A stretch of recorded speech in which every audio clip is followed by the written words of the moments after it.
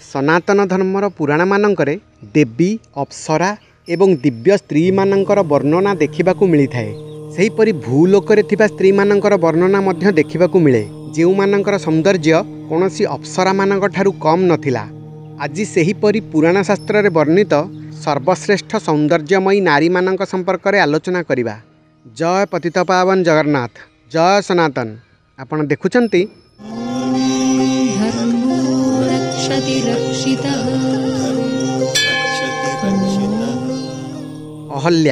अहल्या ब्रह्मांकर कन्या थिले। तांकु वरदान मिलिथिला से सर्वदा 16 वर्ष होई रहिबे। से बहुत सुंदर थिले। सबु ऋषि देवता असुर तांकु विवाह करने चाहूथिले। देवराज इंद्र अहल्यां पाइबाकु चाहूथिले, किंतु तांको विवाह गौतम ऋषि सहित होइथिला। विवाह परे मध्य इंद्र अहल्यां प्राप्त करने चाहूथिले। दिने गौतम ऋषि आश्रम रे नथिबा समय रे इंद्र गौतम ऋषि रूप धरी अहल्यां सतीत्व नष्ट करथिले।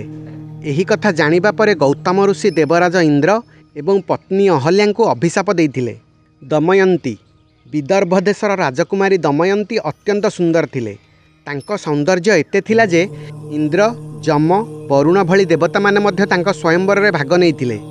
सेमाने दमयंती को विवाह करने चाहूथिले, किंतु निषाद देशर राजकुमार नलंकु से प्रेम करुथिले। नल दमयंती कथा महाभारत वन पर्व रे वर्णित रही। श्रीहर्षंक रचित नैषध काव्य नल दमयंती प्रेम कथा विशद भाव में वर्णना करा जाइछि। सत्यभामा भगवान श्रीकृष्णंकर प्रिय पत्नी थिले। से अत्यंत सुंदर एवं जड़े योद्धा मध्य थिले। जेतेबेले श्रीकृष्ण पांडवों सहित देखा करने को जाती, साथी माता सत्यभामा को लेकिन जाती। द्रौपदी माता सत्यभामा को अनुपम सुंदरी कहती। सत्यभामा भूदेवी अवतार थिले। तांको जन्म नरकासुरर संहार पई होइतिला। उर्वशी एकदा नरनारायण ऋषि दुई जन हिमालयर बद्रीनाथ रे तपस्या करुथिले। तांको तपस्या पई इंद्र एवं अन्य देवता माने चिंतित हेले। सेथिपई इंद्र कामदेव एवं अप्सरा मानंकु नरनारायण तपस्या भंग करिबा पई पठाइले। सेमाने अनेक चेष्टा करी मध्य सेमानक तपस्या भंग करि पारिले नाही। किंतु एपरि कार्य पई ऋषि नारायण क्रोधित होइगले। से निज जंघ उपरे हाथ मारिले एवं तत्क्षणात् तांको जंघरु जणे सुंदरी स्त्री प्रकट हेले। तांकर सौंदर्य स्वर्गर अप्सरा मानक ठारू यथेष्ट अधिक सुंदर एवं आकर्षणीय थिला। एकथा देखि इंद्रदेव लज्जित होई नारायण ऋषि को क्षमा मागिले।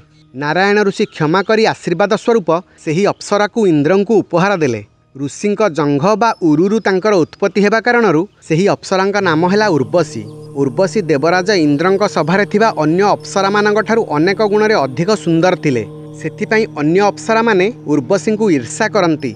देवी रुक्मणी माता लक्ष्मींकर अवतार थिले। श्रीमद् भागवत महापुराण अनुसार जेतेबेले देवी रुक्मणी माता अंबिका मंदिर पूजा सारी फेरिले, सेतेबेले गहणारे सज्जित माता रुक्मणींकर सौंदर्य को देखि स्वयंवर रे उपस्थित थिबा राजा महाराजा माने हतबम्ब होइगले। से भगवान श्रीकृष्ण प्रथम पत्नी थिले एवं सबुठु सुंदर मध्य थिले। द्रौपदी महाभारत आदि पर्व अध्याय 166 अनुसार जेतेबेले द्रुपद पुत्र प्राप्ति पई यज्ञ करिथिले, सेतेबेले यज्ञरु जणे कुमारी कन्या मध्य प्रकट होइथिले। से बहुत सुंदर एवं सौभाग्यशालिनी थिले। तांकर प्रत्येक अंग सौंदर्य विमंडित थिला। तांको शरीरर कांति श्यामल थिला।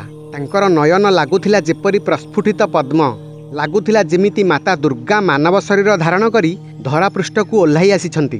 तांको शरीररु नीलपद्मर सुगंध एककोश पर्यंत विच्छुरित हेउथिला। से परम सुंदर रूप धारण करिथिले। सेतेबेले तांको समान सौंदर्यमयी पृथ्वी रे द्वितीय केही नथिले। देवता दानव यक्ष समस्ते सेही देवोपम कन्या को पाइबाकु चाहूथिले। सेही कन्या प्रकट हेबा समय आकाशवाणी होइथिला, एही कन्यार नाम कृष्णा। एही अनुपम कन्या क्षत्रिय मानकर संहार करिबाकु प्रकट होइछि। उपयुक्त समय एही कन्या देवता मानकर काम संपन्न करिब। स्वयंवर बेले द्रौपदी सौंदर्य देखि समस्ते अबाक हो जाइथिले। मोहिनी समुद्र मंथन पर जेतेबेले अमृत पाई देवता एवं राक्षस मानक भितर झगड़ा लागिला, सेतेबेले राक्षस माने धन्वंतरी हाथरू अमृत कलश छड़ाई नेले। सेही समय भगवान विष्णु मोहिनी रूप धारण करथिले। मोहिनी निज सौंदर्य राक्षस मानक मोहित करी तांकठारू अमृत कलश आनी देवता मानक देइथिले। माता सीता जहांक जन्म रावणर संहार पाई होइथिला। से अद्वितीय सुंदरी थिले। ବାଲ୍ମୀକି ରାମାୟଣ ଅରଣ୍ୟକାଣ୍ଡ ସର୍ଗ 34ରେ ସୁପର୍ଣ୍ଣଖା ମାତା ସୀତାଙ୍କର ସୌନ୍ଦର୍ଯ୍ୟ ବର୍ଣ୍ଣନା କରି କୁହେ, ରାମଙ୍କର ସେହି ସ୍ତ୍ରୀ ମାତା ଲକ୍ଷ୍ମୀଙ୍କର ଅବତାର ପରି ପ୍ରତୀୟମାନ ହେଉଥିଲା। ତାଙ୍କ କେଶ ଲମ୍ବା ଏବଂ ନାସିକାଠୁ ନଖ ପର୍ଯ୍ୟନ୍ତ ଅତ୍ୟନ୍ତ ସୁନ୍ଦର। ମୁଁ ଆଜି ପର୍ଯ୍ୟନ୍ତ କୌଣସି ଦେବୀ, ଗନ୍ଧର୍ବକନ୍ୟା, ଯକ୍ଷିଣୀ ଅଥବା ଅନ୍ୟ କୌଣସି ନାରୀ ଏତେ ରୂପବାନ କେବେ ଦେଖି ନାହିଁ। ବାଲ୍ମୀକି ରାମାୟଣ ଅରଣ୍ୟକାଣ୍ଡ ସର୍ଗ 46 ଅନୁସାରେ ଯେତେବେଳେ ରାବଣ ମାତା ସୀତାଙ୍କୁ ତାଙ୍କ କୁଟୀରରେ ଦେଖିଲା, ସେତେବେଳେ କହିଲା, ଦେବୀ, ତୁମେ ସୁବର୍ଣ୍ଣ ପରି ଝଟକୁଥିବା ପଦ୍ମଫୁଲ ପରି ପ୍ରତୀୟମାନ ହେଉଛ। ଏମିତି ଲାଗୁଛ ତୁମେ ସ୍ୱୟଂ ମାତା ଲକ୍ଷ୍ମୀ କିମ୍ବା କୌଣସି ଅପ୍ସରା। ତୁମ ଶରୀରର ଦିବ୍ୟ ସୁନ୍ଦରତା ଅଦ୍ୱିତୀୟ। ମୁଁ ତୁମ ପରି ଦେବପ୍ରତିମ ସ୍ତ୍ରୀ ଆଜି ପର୍ଯ୍ୟନ୍ତ ଦେଖି ନାହିଁ। ମାତା ଲକ୍ଷ୍ମୀ।